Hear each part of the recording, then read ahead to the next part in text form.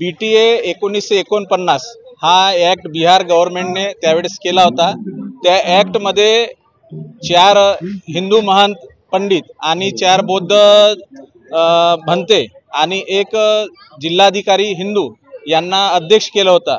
हा कायदा रद्द करून पूर्णतः महाविहार हा बौद्ध धर्मियांच्या ताब्यात देण्यात यावा या मागणीसाठी संपूर्ण देशामध्ये आंदोलन सुरू आहे। आणि मागील 12 फेब्रुवारीपासून पूजनीय भंते विनाचार्य यांच्या मार्गदर्शनामध्ये बोद्धगया इथे उपोषण सुरू आहे, धरणे आंदोलन सुरू आहे। त्याच आंदोलनाला समर्थन म्हणून आज गोंदिया जिल्ह्यामध्ये गोंदिया उपविभागीय कार्यालयासमोर बौद्ध समुदायाच्या वतीने पूजनीय भंते श्रद्धाबोधी यांच्या नेतृत्वामध्ये हा धरणा आंदोलन करण्यात येत आहे।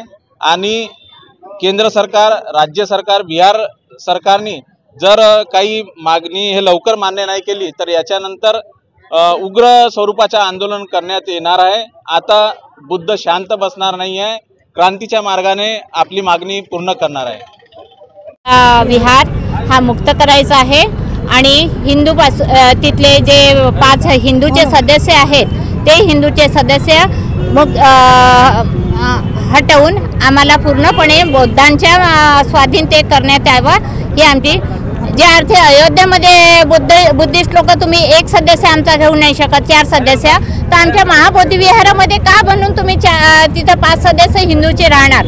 मुस्लिम याच्यामध्ये पण फक्त मुस्लिम आहेत। हिंदूच्या प्रत्येक मंदिरामध्ये हिंदू लोकांचा वर्चस्व आहे। मग आमचा महाबोधी विहारामध्ये का म्हणून आम्ही बुद्धाच्या आमचं वर्चस्व राहणार नाही? एवढ्या वर्षापासूनचा भारत देश हा बुद्धाचाच आहे।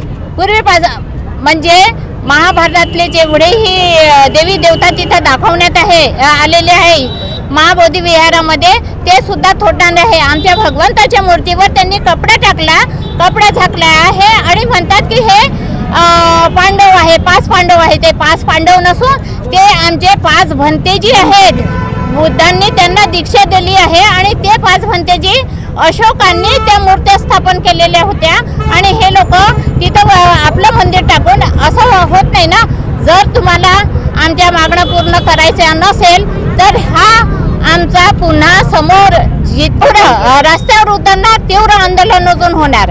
आमचे फॉरेन पासूनचे बुद्धिस्ट लोक सगळे लोक तयार असतील ह्या सगळ्या कार्यक्रमासाठी आणि सरकारने आमच्या याला जबाब देण्याची कृपा करावी।